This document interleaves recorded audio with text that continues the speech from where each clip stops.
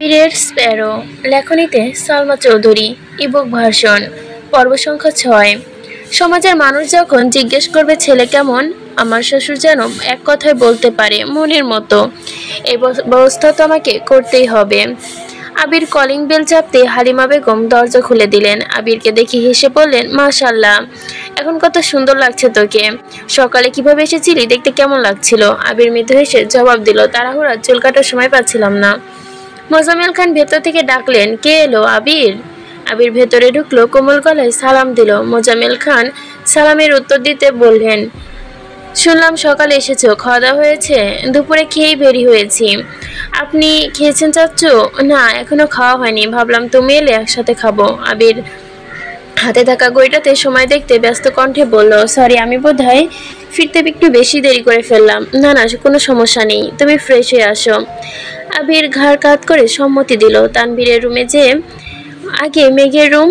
মেঘ দরজায় দাঁড়িয়ে মিটমিট করে হাসছে। আবির ভুলো না যাতে মেঘ পর্দা ছেড়ে রুমে চলে গেল। আবির কিছু বুঝতে পারলো না।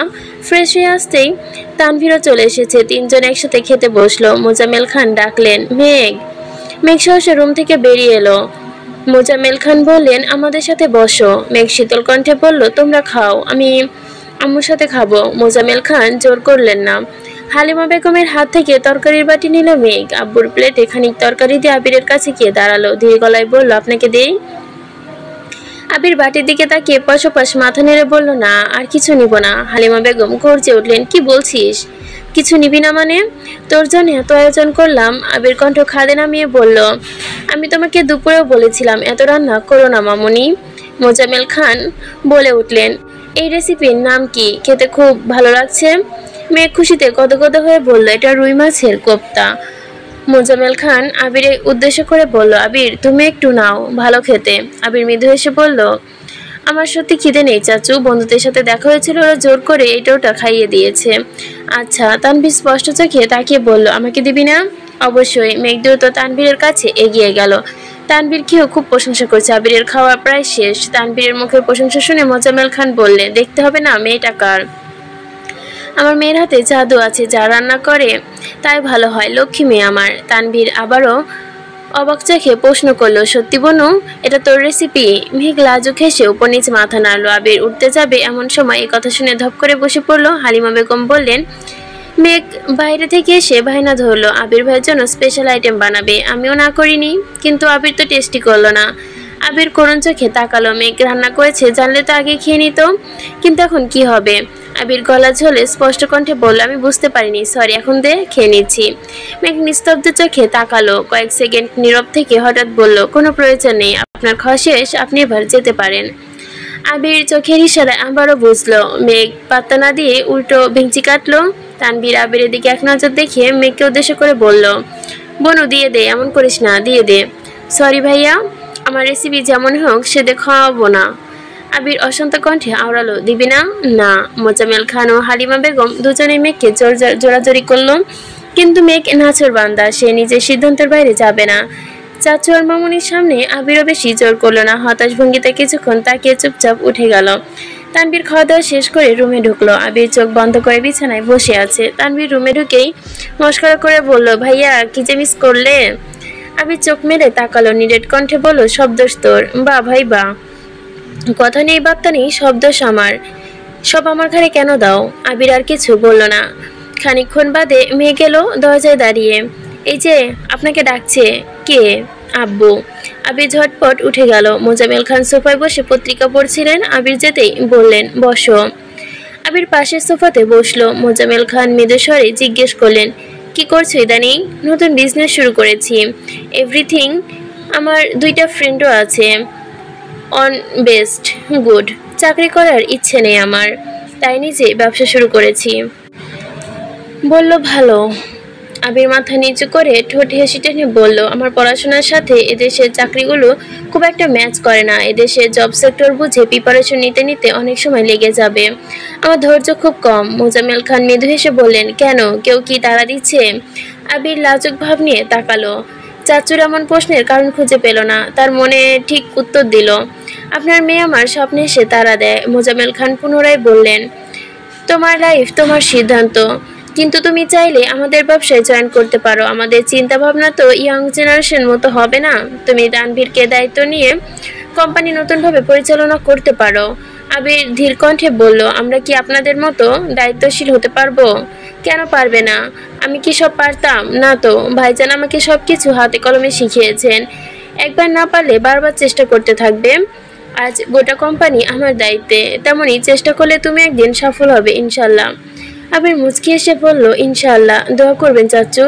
ফিয়ামানিল্লাহ। মোজাম্মেল খান কয়েক মুহূর্ত নীরব থেকে গুরুগম্ভীর কণ্ঠে জানতে চাইলেন, ভাইজান কেমন আছেন? আলহামদুলিল্লাহ আব্বু ভালো আছেন। ভাবি ভালো আছেন? জি আলহামদুলিল্লাহ। মোজাম্মেল খান আবারও জিজ্ঞেস করলেন, ইকবালটা কি এর মধ্যে বাড়ি এসেছিল? না কাকামণি নাকি সময়ই পায় না? সময় তো কারোই হয় না, তাই বলে সম্পর্ক ছিন্ন করে ফেলতে হবে? এই যে তুমি আসতে আমার কতটা ভালো লাগছে তুমি নিজেও জানো না। তোমাকে বলে বোঝাতে পারবো না আমার অনুভূতিটা কেমন। ভাইজানের সাথে কথা হলেই বলি বাসায় আসার জন্য, কিন্তু উনি আসেনি না। আবি চাপা দীর্ঘশ্বাস ফেলে নরম স্বরে বলল, আপনিও তো বাড়িতে যান না। আমি কিভাবে যাব বলো? ভাইজান যে সব দায়িত্ব আমার ঘাড়ে দিয়ে গেছে। ব্যবসার হেরফের হলে কখনো রাগের মাথায় বলবেন, তোমার দ্বারা কিচ্ছু হয় না। আবি নিঃশব্দে হাসলো, নীরবে পলক ফেলে ঠান্ডা কণ্ঠে বলল, চাচা একটা কথা বলবো, যদি কিছু মনে না করেন। হ্যাঁ বাবা বলো। এর মধ্যে হালিমা বেগমও এসে বসলেন। আবির মামুনির দিকে একটু নজরে তাকিয়ে বলতে শুরু করলো, আমি চাই সামনের ঈদে আমরা সবাই একসাথে পালন করি। আমার অনেক দিনের ইচ্ছে, প্লিজ। মোজাম্মেল খান আবিরের মুখের দিকে তাকালেন। আবির দুষ্টু কোমল চোখে মুখে আকুতি। মোজাম্মেল খান কিঞ্চিৎ হেসে বললেন, আমার ভাতিজার ইচ্ছে আর আমি পূরণ করব না তা কিভাবে হয়? ইনশাল্লাহ তোমার ইচ্ছে পূরণ করব। হালিমা বেগমের দিকে তাকিয়ে প্রশ্ন করলেন, কি ব্যাপার, তুমি যাবে তো? হালিমা বেগমের চোখ ছলছল করে উঠল। শীতল কণ্ঠে বললেন, আমার দুদিন আগেই চলে যাব। ঠিক আছে আচ্ছা। মোজাম্মেল খান কিছু একটা ভেবে আবারও প্রশ্ন করলেন, শরীফকে চিনো? জি। জি চাচু। ঈদের একদিন পর বিয়ে, ভালোই হলো। ঈদের বাড়ি গেলে শরীফের বিয়েটাও দেখে আসতে পারবো। আবিরের ঠোঁটে হাসি ঝলক দেখা দিল। মোজাম্মেল খান উঠে দাঁড়ালেন, রুমের দিকে যেতে যেতে বলল, আমার প্রেশারের ওষুধটা খেতে হবে, তোমরা গল্প করো ঠিক আছে? মোজাম্মেল খান যেতেই আবির বলল, মামনি তোমার এই বয়সে একা থাকতে বোর লাগে না? আম্মু সারাক্ষণ শুধু বলে হালিমা থাকলে কত ভালো হতো, আকলিমাও আসে না, তোমার আম্মু খুব মিস করে।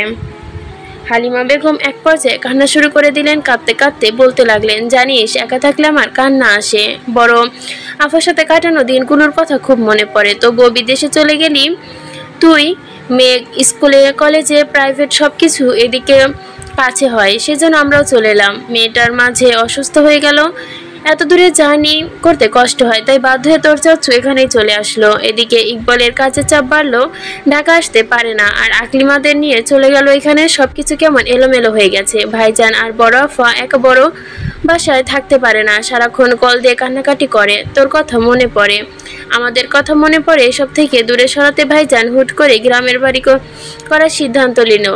তারপর আপাকে নিয়ে গ্রামে চলে গেলেন। এখানে থাকলে তো সপ্তাহে 1-2 দিন হলেও দেখাও পেতাম, দেখা সাক্ষাৎ হতো। এখানে কিভাবে যাই বল? আবির নরম স্বরে বলতে লাগলো, আব্বুকে গ্রামে বাড়ি করার কথা আমি বলেছিলাম। কথাটি শুনে হালিমা বেগম কিঞ্চিৎ ক্ষিপ্ত হলেন, করুণ কণ্ঠে বললেন, তুই আমাদের মধ্যে দূরত্ব তৈরি করেছিস? আবির এক হাতে নিজের কান ধরে রেখে বলল, সরি মামুনি, আমি তখন এমনভাবে ভাবিনি। আমার তখন মনে হয়েছিল আম্মু নতুন পরিবেশে গেলে ভালো থাকবে। সবচেয়ে বড় বিষয় হচ্ছে আমি দেশে ছেড়ে যাওয়ার পর প্রতি পদে পদে দেশের প্রতি টান অনুভব করেছি, মাটির গন্ধ মিস করেছি। তোমাদের কথা কি আর বলবো। তখন একটা সময় মনে হয়েছে ঢাকা ছাড়া আমার ঠিকানা কোথায়। আমরা যে কোনো দিন দাদার বাড়ি যাই না, এতে করে আমরা আমাদের পৈতৃক নিবাস হারাতে বসেছি। কিছু বছর পর আমাদের অস্তিত্ব খুঁজে পাওয়া যাবে না। গ্রামে যাতায়াত থাকলে আত্মীয় স্বজন সম্পর্ক গভীর হয়, মায়া বাড়বে, কোনো অনুষ্ঠানে বাড়ি ফেরার আমেজে মন ভরে উঠবে। আমি প্রতিনিয়ত বাড়ি ফেরার জন্য ছটফট করি। আমি চাই আমাদের দাদার বাড়ি যাওয়ার জন্য হলেও আমরা একটু ছটফট করি, সারা বছর না হয়ে যাই, শুধু ঈদে গেলেই গেলাম, সমস্যা নেই তো। হালিমা বেগম মুগ্ধ চোখে আবিরের দিকে দেখলেন। ছেলেটার বয়স কতই বা হলো, অথচ ভাবনা কত দূর পৌঁছানো। হালিমা বেগম এপাশ ওপাশ মাথা নাড়লেন। তখন মেঘ এলো আম্মুর পাশে বসে আম্মুকে জড়িয়ে ধরে বলল, তোমরা কি গল্প করছো, আমিও শুনবো। হালিমা বেগম মেঘের মাথায় হাত বুলাতে বুলাতে বললেন, এই ঈদে তোর কোনো চাপ আছে? মেঘ উৎসুক চোখে তাকিয়ে বলল, একদম না, কিন্তু কেন? এবার ঈদে আমরা বাড়িতে করব। কোন বাড়ি? আবির ভুরু কুঁচকে খানিক বিরক্ত নিয়ে বলল, তোর দাদার বাড়ি। মেঘ উত্তেজিত কণ্ঠে বলল, তার মানে বড় আব্বু বড় আম্মুর সাথে? আবির ওপর নিচ মাথা নাড়লো। মেঘ আবারও প্রশ্ন করলো, মিমাদিরাও আসবে? আবির হেসে জবাব দিল, হ্যাঁ। হালিমা বেগম বললেন, ঈদের পরে বিয়েও আছে একটা। মেঘ কথার পিঠে প্রশ্ন করলো, আবির ভাইয়ের বিয়ে? আবির ভীষণ রকমের চটে গেল এবং চমকালো, হতবাক চোখে তাকিয়ে রইল। হালিমা বেগম মেঘের হাত চেপে ধরে বললে, আবিরের বিয়ে না, শরীফের বিয়ে। শরীফকে? সম্পর্কে তোর কাজই হয়। আবির নিষ্পলকভাবে মেঘকে দেখছে। মেঘ আবিরের দিকে তাকিয়ে আমারও প্রশ্ন করলো, আপনি বিয়ে করবেন কবে আবির ভাই?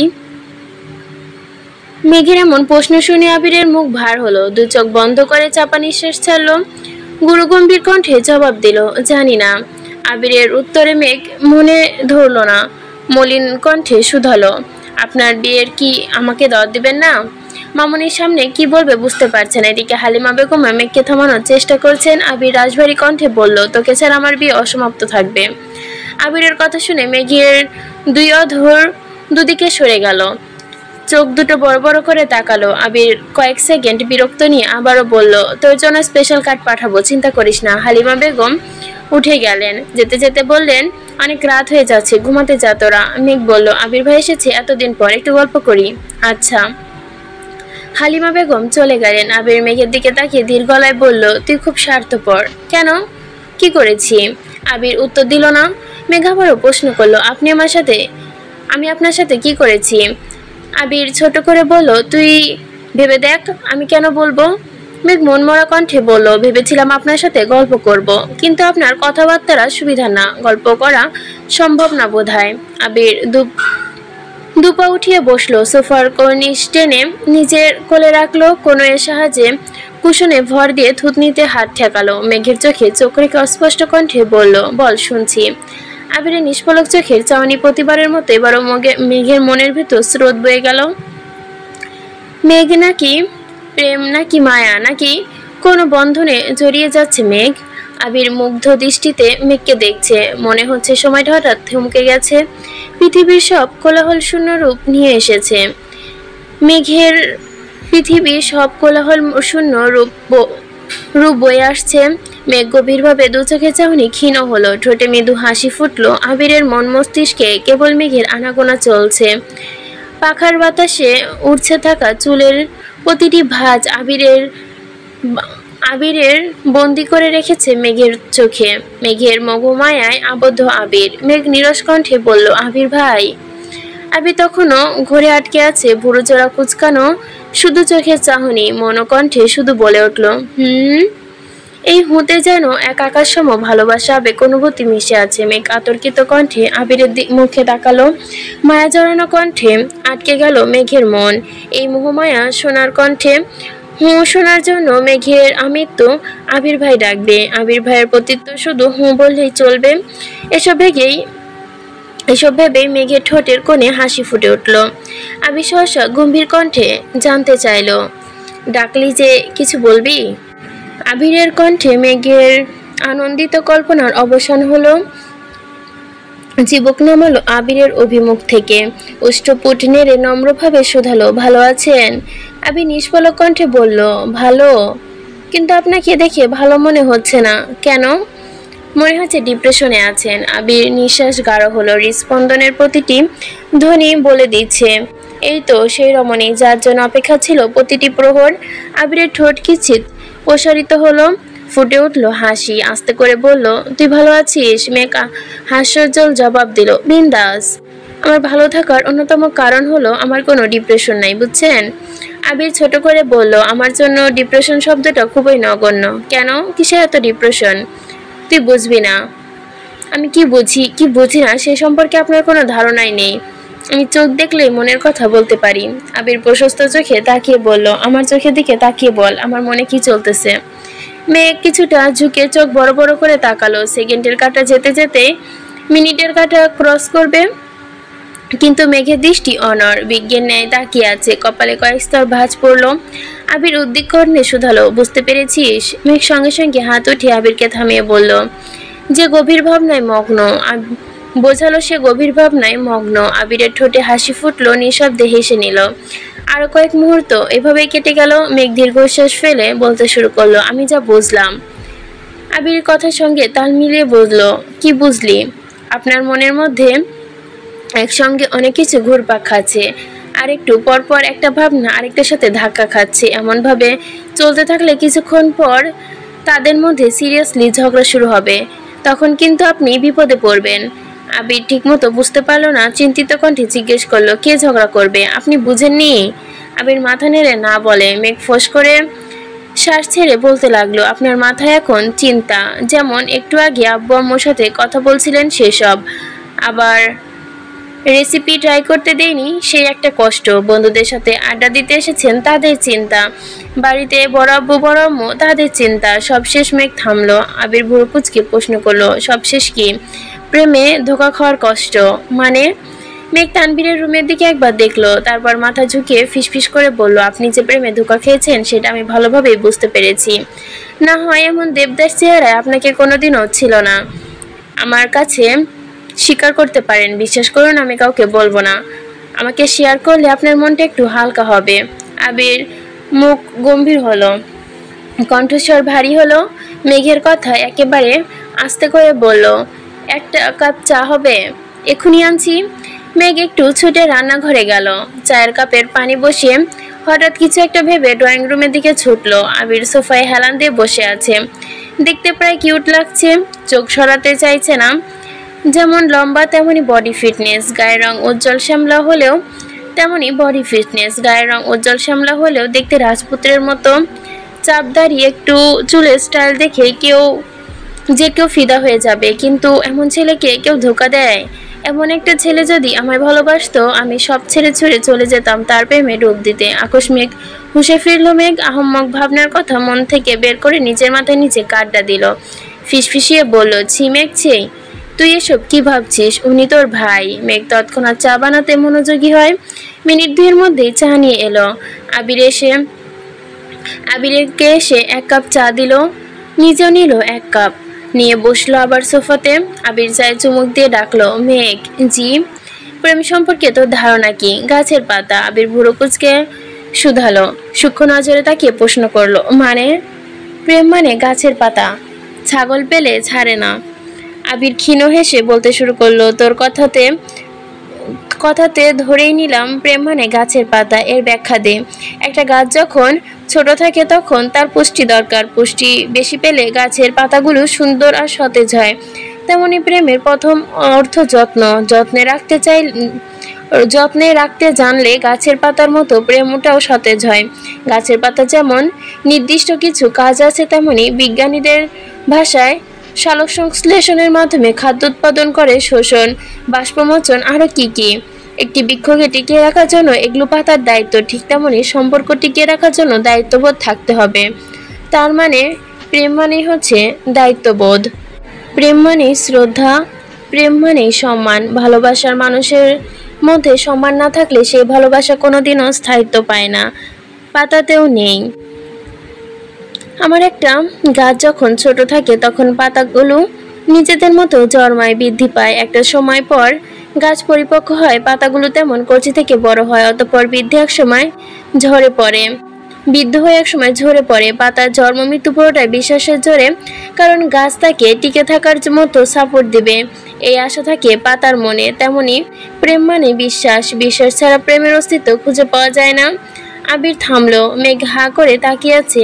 আবির মৃদু হেসে আবারও বলতে শুরু করলো, প্রেম মানে গাছের পাতা হলে সেই পাতা কারো জীবনের জন্য মূল্যবান, রাখতে জানলে শত বাধার পরেও থেকে যায়। আর প্রেম খাঁটি হলে বিড়ালও গাছের পাতা খেয়ে নেয়, বুঝলে ম্যাম?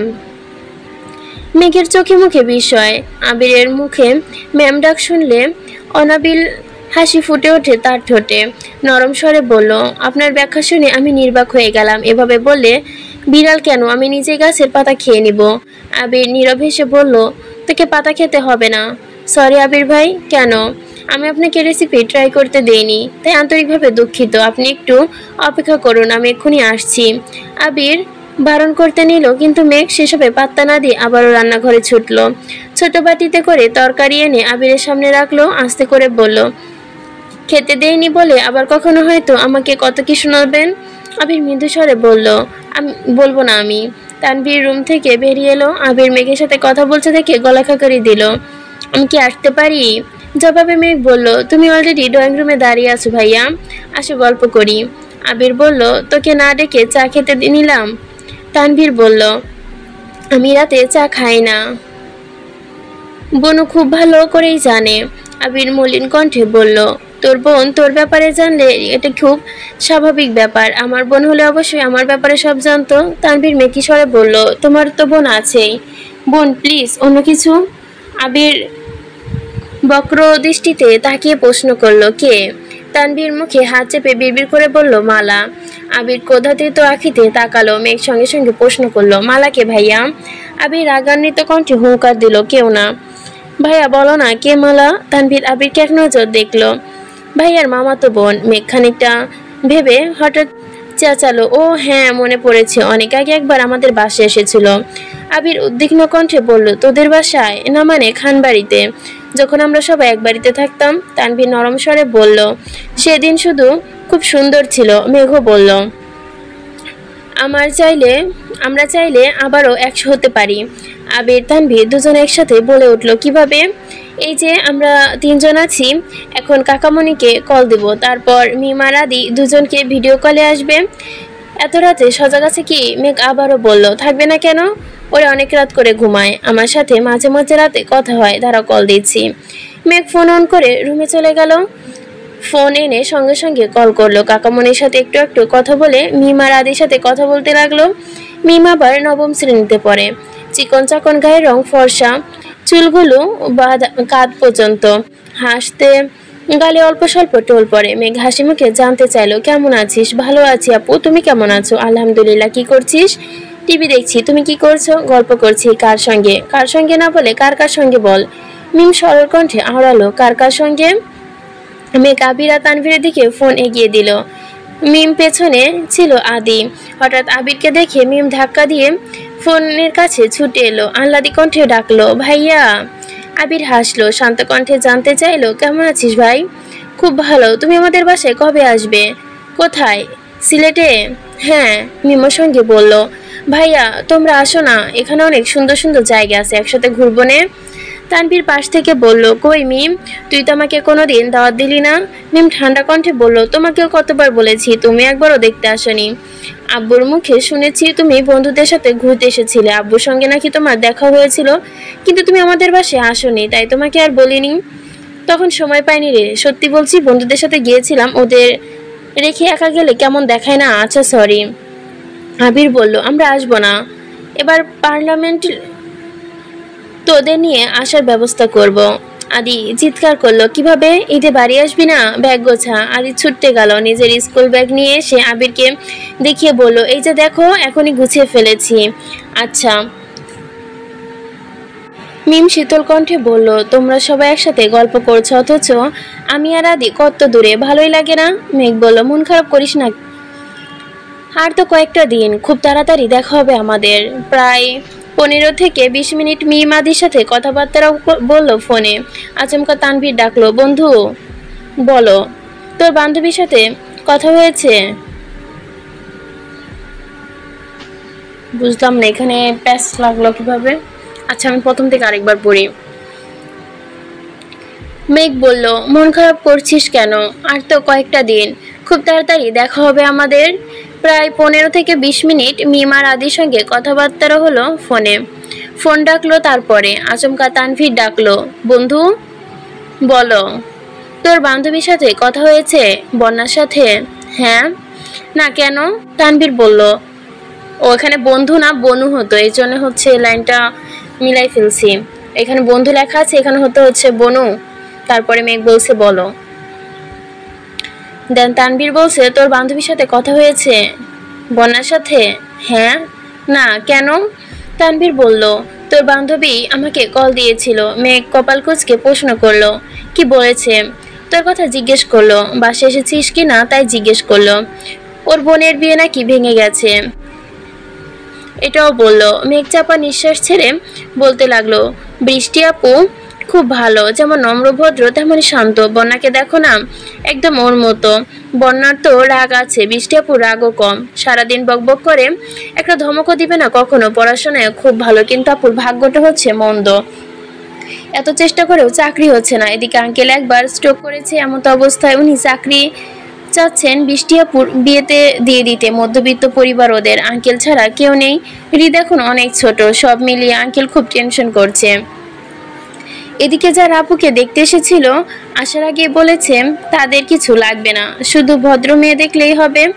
কিন্তু আসার পর সুর বদলে গেছে। মেয়ের হাইট কম, দেখতে দুধে হালতা রং নেই, মেয়ের চাকরি নেই, বাবার অডেল টাকা পয়সা নেই।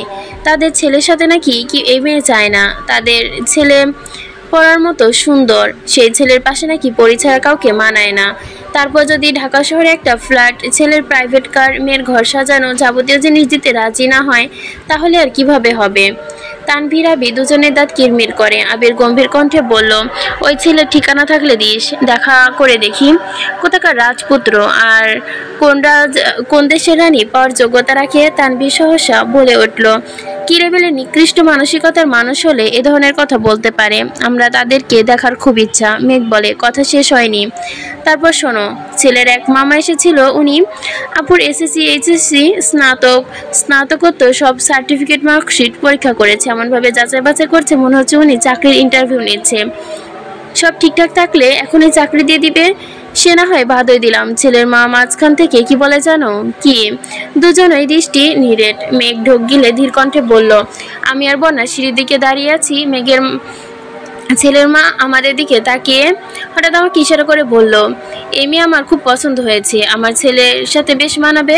ওর মতো একটা মেয়েই তো আমি খুঁজছিলাম। ভাই, সে কি আমার আপার? ভাই, সে কে হয় আপনার?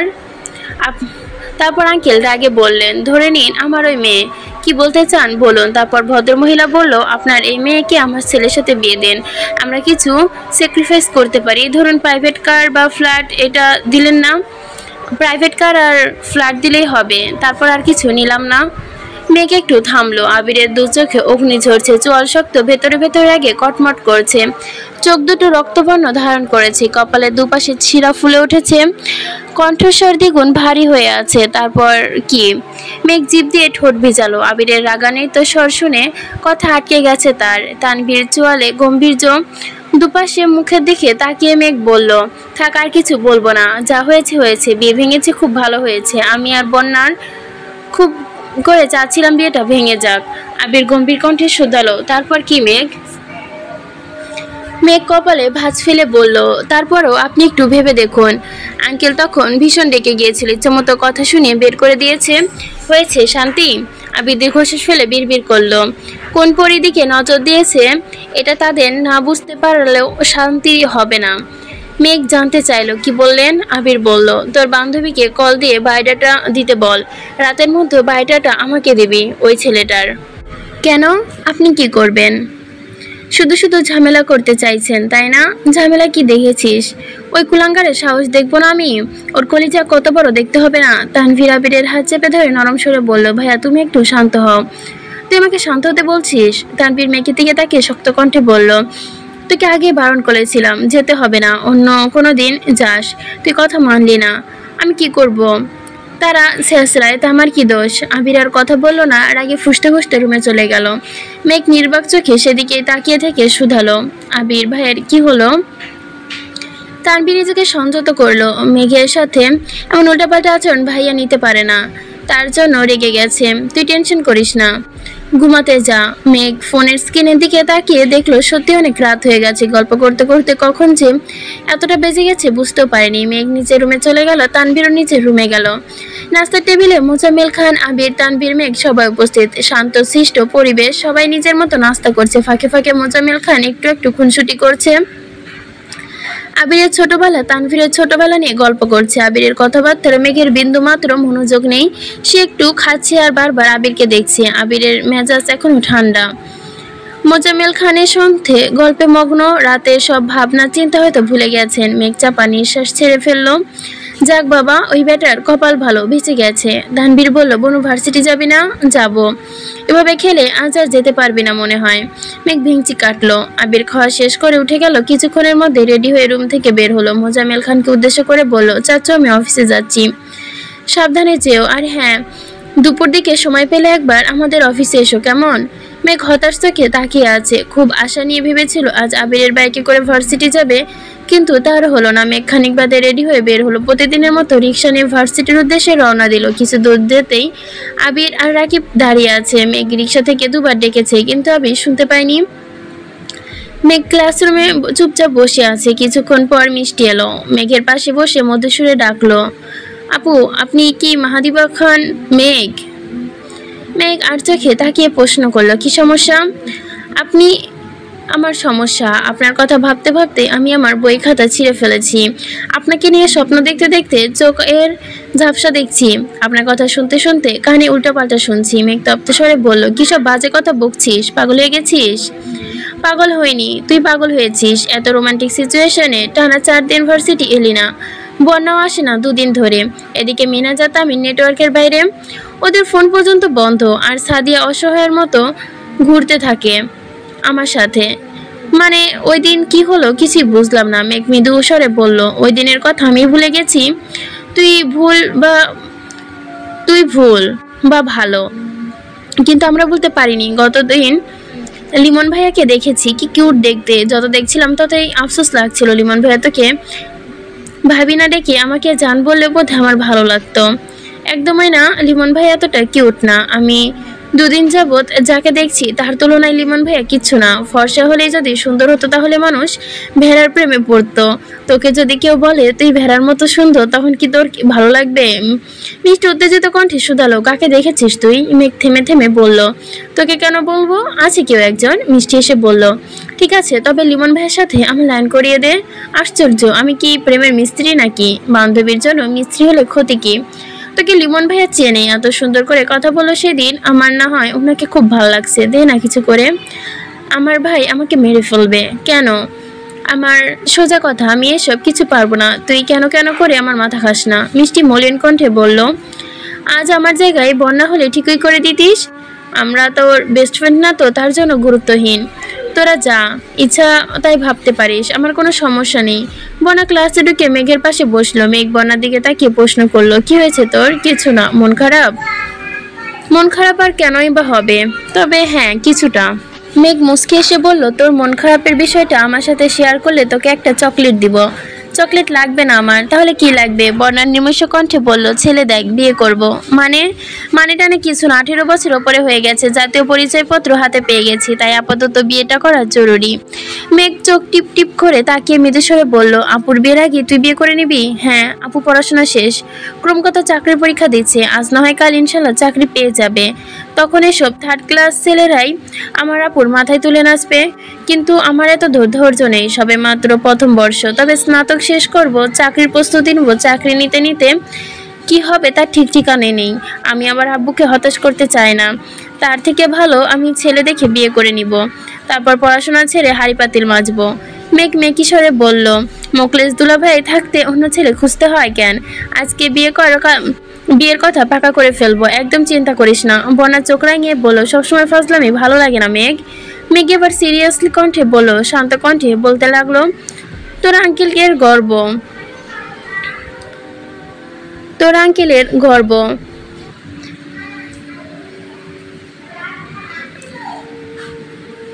তোরা এরকম ভাবে নিরাশ হলে চলবে? তোরা একদিন সফল হবি ইনশাল্লাহ। আর তুই যদি মুখে ফসকেও আঙ্কেলের সামনে নিজের বিয়ে টপিক্স তুলিস, আঙ্কেল দ্বিতীয়বার স্ট্রোকের কারণ একমাত্র তুই হবি। কথাটা মাথায় রাখিস। বনা শীতল কণ্ঠে বলল, আমি কি করব এখন? মনোযোগ দিয়ে পড়াশোনা কর। আমি যদি কখনো মনে হয় তোদের বাসায় প্রবলেম হচ্ছে, তাহলে নিয়ে যদি আমার বাসায় চলে আসবি। আমাদের বাসায় সবাই খুব খুশি এবং খুব ভালোবাসবে তোকে। বন্যা মৃদু হেসে বলল, আঙ্কেল আন্টি সমস্যা নেই, কিন্তু তোর ভাই যে মানুষ, আমি নেই বাবা। মেঘ মুখ ফুলিয়ে শ্বাস ছেড়ে বলতে লাগলো, সত্যি বলতে তুই ভাইয়ার সিরিয়াসনেসটা বুঝতে পারিস না। গতকাল রাতে তুই আপুর বিয়ের বিষয়টা কথা হচ্ছিল, তুই হয়তো কিছুই বলেছিলিস। তারপর আমি বিস্তারিত ঘটনা বললাম। ভাইয়া যে রেগে আগুন হয়েছে, কি করবে বুঝতে পারছিলাম না। ভাই তো যেমন তেমন, আরেকজন উনার থেকেও 2 কাঠি ওপরে। কে? আছে আছে, বলবো না। ক্লাসে স্যার আসায় দুজনের আলাপচারিতা সমাপ্ত ঘটল। ক্লাস চলাকালীন হঠাৎ মিনাজ আর তামিম এসে দরজায় দাঁড়ালো। স্যারের সঙ্গে সঙ্গে মেঘেরও অবাক চোখে তাকিয়ে আছে। মিনাজের ফর্সা আদল, মনমরা লাগছে, চনমনে ভাবভঙ্গি কিছুই নেই। তামিমও বেশ শান্ত, মাথা নিচু করে রুমে ঢুকলো। মেঘের দিকে একটা সিট গিয়ে বসলো। মেঘ, বন্যা, মিষ্টি তিনজনে ঘাড় ঘুরিয়ে ওদের দেখছে। আজ পর্যন্ত কখনো এমন হয়নি মিনাজরা মেঘের সাথে কথা না বলে ক্লাসে ঢুকেছে। মেঘেদের সাথে দুষ্টুমি করার কারণে প্রায় স্যারদের কাছে বকা খায়, তারপরেও কখনো এতটা চুপচাপ থাকে না। টানা 3টা ক্লাস শেষ করে বের হলো সবাই। মেঘ, বন্যা, মিষ্টি ক্যাম্পাসে দাঁড়িয়ে আছে। মিনাজরা বের হতে মিষ্টি ডাকলো, এই এদিকে আয়। মিনাজ এগিয়ে এলো। বন্যা জিজ্ঞেস করলো, কি হয়েছে তোদের, এত মনমরা কেন? তেমন কিছু না, শরীরটা খারাপ। মেঘ জিজ্ঞেস করলো, আমাদের সাথে রাগ করে আছিস কেন? তামিম বলে, রাগটা কিছু না, তোকে ভাবি ডাকতে মিনাজের বুক ব্যথা করছে। মেঘ হতবিহ্বল বীজের ন্যায় তাকিয়ে রয়েছে। প্রশ্ন করলো, তোর আমাকে ভাবি ডাকবি কেন? তামিম ছোট করে বলল, আদেশ। কার? তোর জামাইয়ের। মেঘ বিরক্তি স্বরে বলল, আমার কোনো জামাই নেই, আমি সিঙ্গেল। মিনাজ আশাহত কণ্ঠে বলল, এই কথাটা আমার মুখে আনিস না। তুই নিজেকে সিঙ্গেল দাবি করলেও কেউ একজন তোকে নিজের বউ দাবি করে। এটা শুধু মুখের কথা না, তার কনফিডেন্স লেভেলে এটা এতটাই হাই।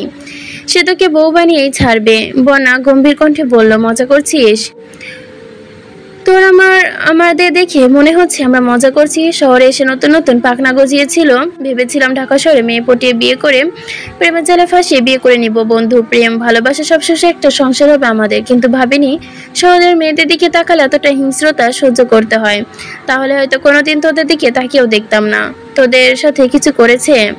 তামিম বলল, আরে না, কি করবে? 3 বেলা বিরিয়ানি, কাচ্চি, তিহারি, খিচুড়ি সব খাইয়েছে। সেটাও হয়েছে এই হারামির দোষে। আমাদের জিজ্ঞেস করা হয়েছে, মেঘ তোমাদের কি হয়? আমি বলেছি বন্ধু। এই আর আমি বলে, মেঘ আমার ভালোবাসা, আমি মেঘকে ভালোবাসি, ব্যাস।